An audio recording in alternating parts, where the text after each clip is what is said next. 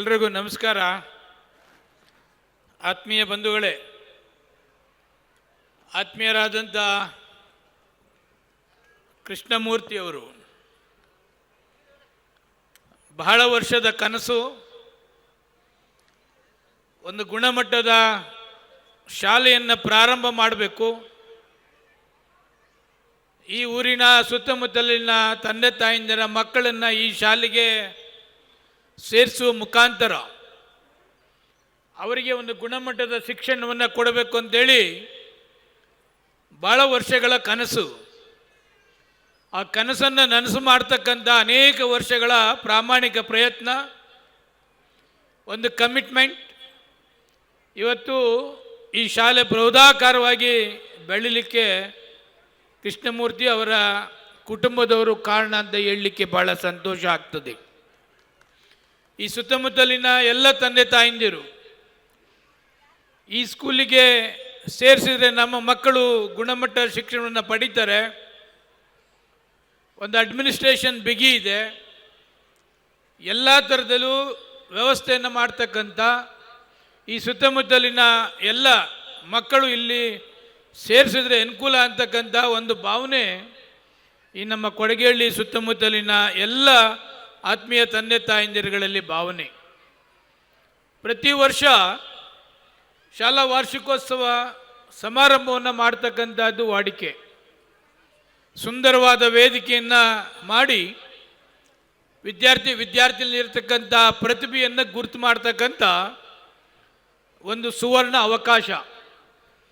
ಸುಮಾರು 1.5-2 ತಿಂಗಳಿಂದನೇ ವಿದ್ಯಾರ್ಥಿನಿಯರಿಗೆ ಒಂದು ಟ್ರೈನಿಂಗ್ ಕೊಡುವ ಮುಖಾಂತರ ಅನೇಕ ಕಾರ್ಯಕ್ರಮಗಳನ್ನು ವೇದಿಕೆ ಮುಖಾಂತರ ಮಾಡ್ತಕ್ಕಂಥದ್ದು ಕೂಡ ಪ್ರತಿ ವರ್ಷ ನೋಡ್ತಾನೆ ಇರ್ತೀವಿ. ಈ ವರ್ಷ ವಿಶೇಷವಾಗಿ ನಮ್ಮ ಪ್ರಾಣೇಶ್ರವರು ಅಂತಾರಾಷ್ಟ್ರೀಯ ಮಟ್ಟದ ಖ್ಯಾತಿ ಪಡೆದಂಥವರು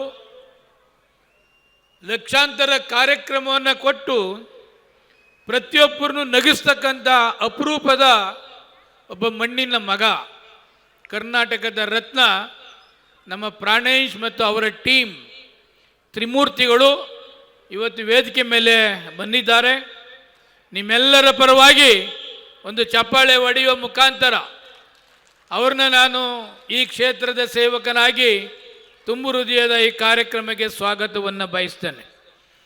ಪ್ರಾಣೇಶ್ ಮತ್ತು ಟೀಮ್ನರಿಗೇನು ಪರಿಚಯ ಮಾಡಿಕೊಡ್ಬೇಕಾದಂಥ ಅವಶ್ಯಕತೆ ಇಲ್ಲ. ಇಡೀ ಅಂತಾರಾಷ್ಟ್ರೀಯ ಮಟ್ಟದಲ್ಲಿ ಪ್ರಾಣೇಶ್ ಯಾರು ಅಂತಕ್ಕಂಥ, ಅವ್ರ ಟೀಮ್ ಯಾರು ಅಂತಕ್ಕಂಥ ಪ್ರತಿಯೊಬ್ಬರಿಗೂ ಕೂಡ ಗೊತ್ತಿದೆ. ಇವತ್ತು ಕೃಷ್ಣಮೂರ್ತಿಯವರು ಈ ಶಾಲಾ ವಾರ್ಷಿಕೋತ್ಸವ ಸಮಾರಂಭಕ್ಕೆ ಅವ್ರನ್ನೂ ಸಹ ಕರ್ಕೊಂಡು ಬಂದು ತಮಗೆ ಆ ನಗೆ ಹಬ್ಬವನ್ನು ಮಾಡಬೇಕು ಅಂತಕ್ಕಂಥ ದೃಷ್ಟಿಯಿಂದ ಇವತ್ತು ಅವರು ತ್ರಿಮೂರ್ತಿಗಳನ್ನ ಕೂಡ ಈ ಕಾರ್ಯಕ್ರಮಕ್ಕೆ ಆಹ್ವಾನವನ್ನು ಮಾಡಿದ್ದಾರೆ. ಶಿಕ್ಷಣ ಕ್ಷೇತ್ರದಲ್ಲಿ ಅನೇಕ ಗಣ್ಯರನ್ನು ಕೂಡ ಈ ಕಾರ್ಯಕ್ರಮಕ್ಕೆ ಆಹ್ವಾನವನ್ನು ಮಾಡಿದ್ದಾರೆ.